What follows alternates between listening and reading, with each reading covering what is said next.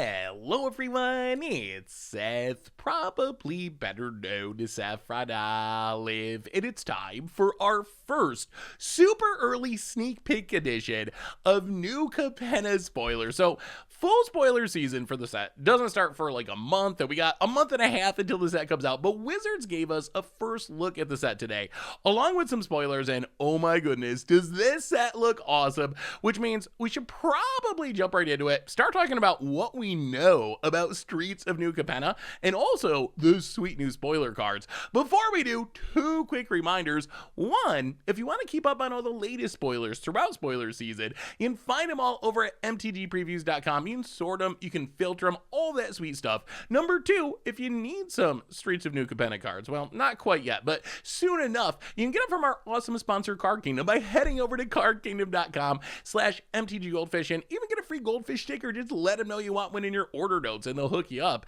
Anyway, let's talk Streets of New Capenna. All right, so before we talk about the sweet new spoiler cards, we got to talk a tiny bit about New Capenna itself. So New Capenna, it's a set that's built around 5 families, 5 factions, and each of those factions is represented by a 3-color pairing. And if you've been playing Magic for a while, you probably know these color pairings. Going back to Shards of Alara, it's essentially the Shards. So like Obscura, white, blue, and black, that's Esper. Or in Shards of Alara, that was Esper.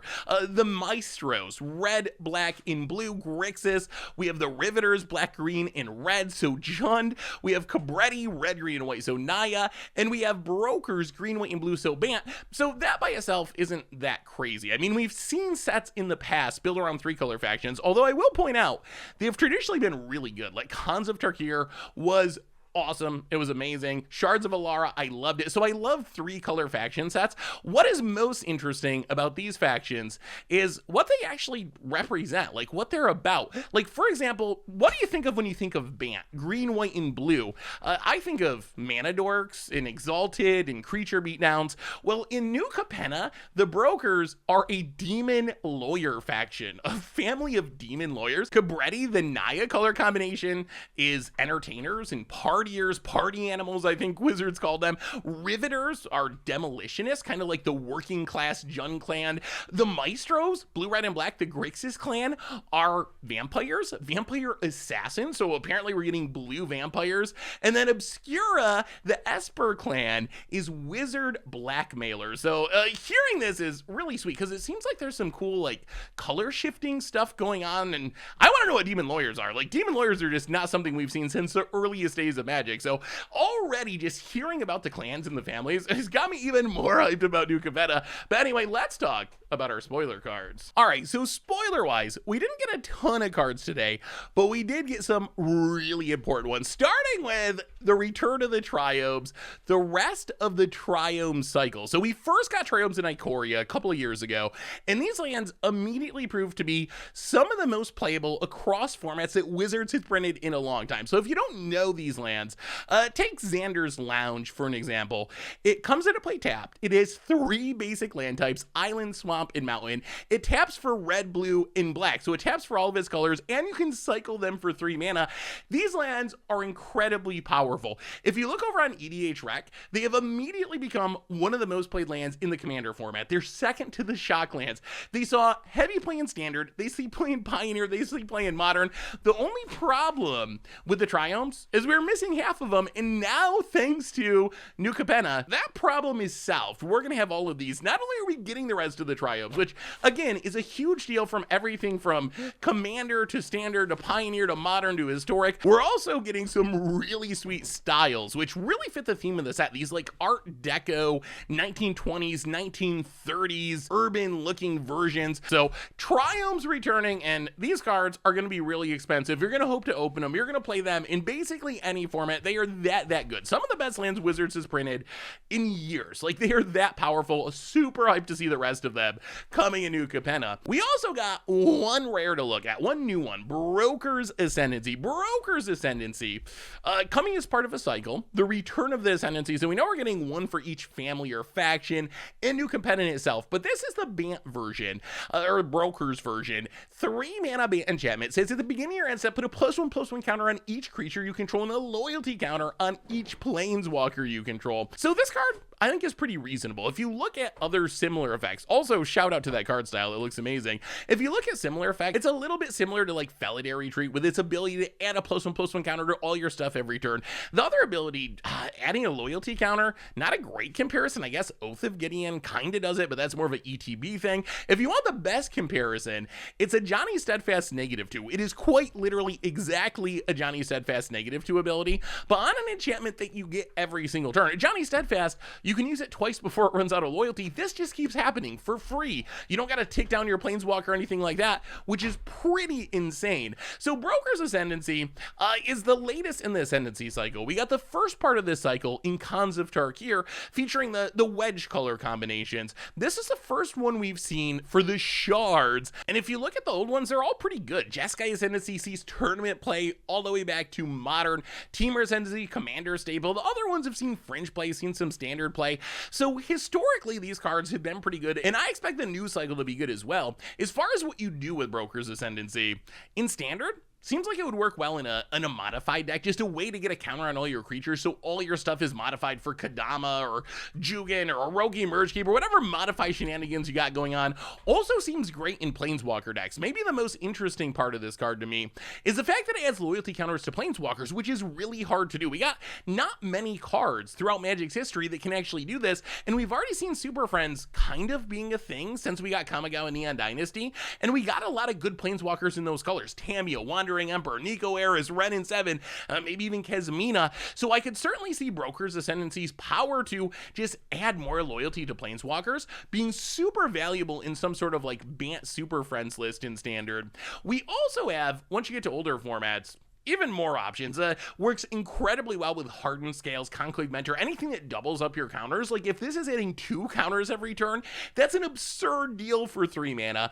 And once you get back to Commander, I think this is an auto include in a couple of different archetypes. Assuming you're in the colors and you have the right colors of mana to fit this in your deck, this is a great addition to +1/+1 counter decks. Like Atraxa, for example. If you're playing Atraxa counters, this is a way to get a counter on all your stuff so you can proliferate it with your Atraxa each turn.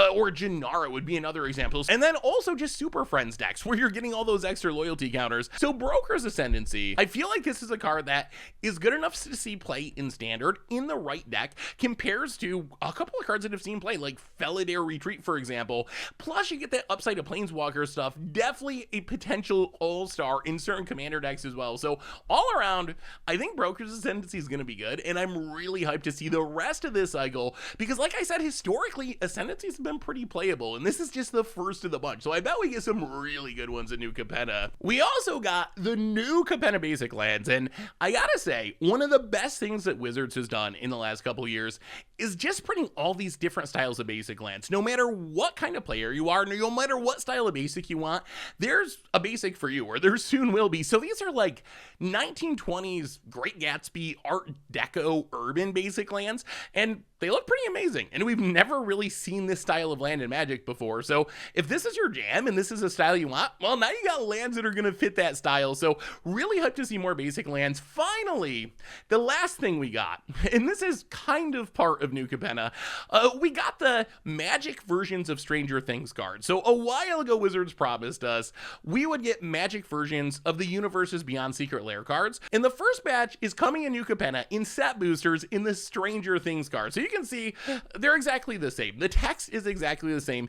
If you are someone who likes the effects of the Stranger Things cards, but you didn't really want to play with non-Magic IPs for whatever reason, well, now you're going to be able to get the Magic versions of these cards. Couple things to mention. One is these cards are exactly the same. Like if you got Mike Dungeon Master, it is literally the same cards by the rules as Ultham Sigarden Outcast. So if you're playing a deck, you can only have one or the other. Like your Commander deck can't have both of them. They're the exact same card according to the rules, even if they do have different names, which is a little clunky. So that's one thing. The other thing worth mentioning is Wizards announced they're greatly increasing the drop rate of these cards in set boosters. So I was a little worried that they'd be really hard to find, but it sounds like if you crack some set boosters, they should be really frequent. You should be able to find them pretty easily. So I don't know. Some people would prefer that other IPs stay out of Magic altogether. Personally, I feel like this is a pretty good compromise. Like if Wizards is going to do Stranger Things Secret Lair dropped, making Magic versions in the future for the players who don't want to play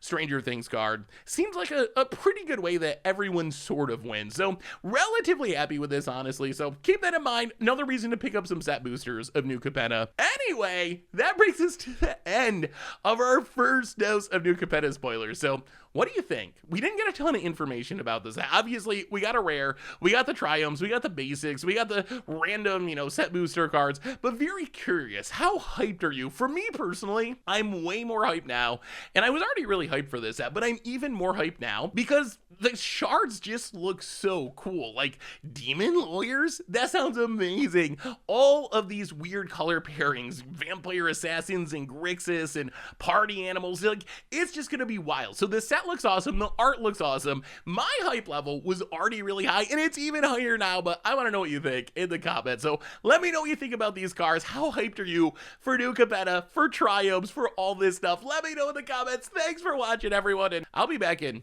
about a month, I guess. April 7th, I believe, is when spoiler season kicks off in earnest. So I'll be back with more spoiler coverage then. In the meantime, check out all the other stuff on the YouTube, mtgpreviews.com, cardkingdom.com/mtggoldfish. Thanks again for watching, everyone. I hope you enjoyed it, and I will talk to you soon.